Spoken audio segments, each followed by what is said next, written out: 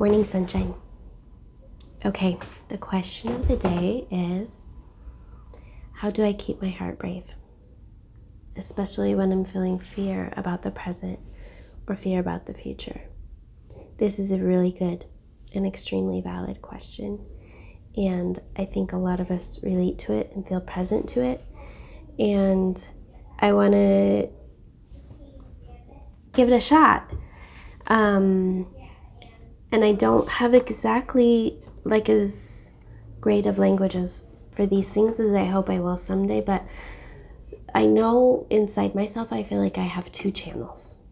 I have two channels that I can be on. Channel one is where I tend to do my worst case scenario projections, and I tend to look at things that feel like facts and data and that feel valid. This kind of quote unquote evidence that I like to look at, I worry that it feels more true than other things. I think in that channel I'm being rational, I'm being realistic, but what it actually feels like is it feels a lot like fear. And it has a lot of kind of subtext, like I'm not going to be taken care of is a big one of them. Then I have this other channel that feels more like faith. And I wish I had different language for it, but it feels where the first channel with fear feels like very on the surface, feels like very fast energy, like hamster on the wheel energy on the surface. This other channel feels slow, and it feels like dropping deep into a deeper part of myself.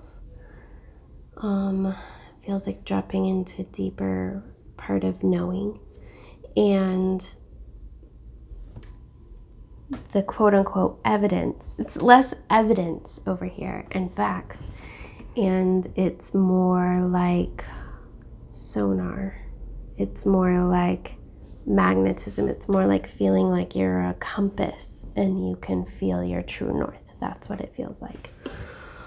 And that is the way I keep my heart brave, is I try to stay in that channel and not the first one. And it means sitting with the discomfort of uncertainty, of not knowing what it means, what it looks like, what it will be there when I get there. I don't know.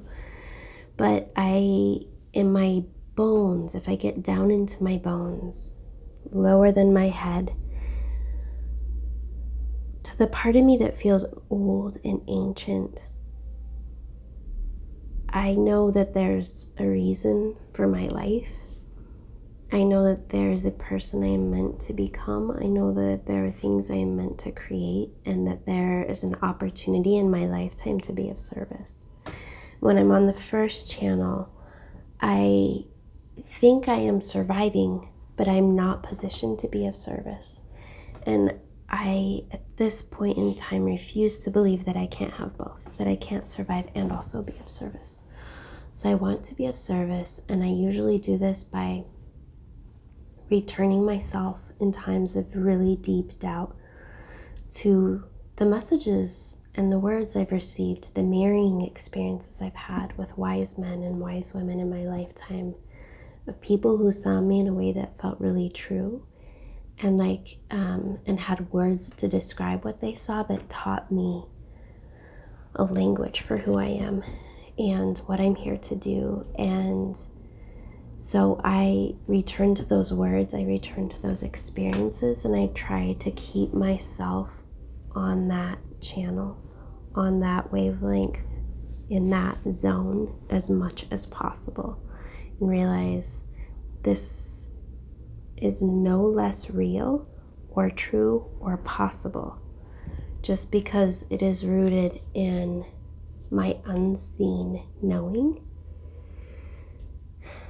relative to those other forecasts that that part of my mind wants to think is more legitimate or carries more weight.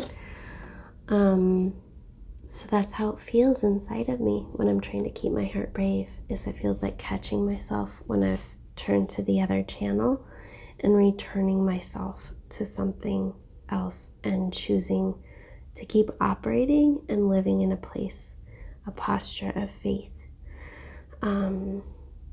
Because I know those other voices will take me out of the game.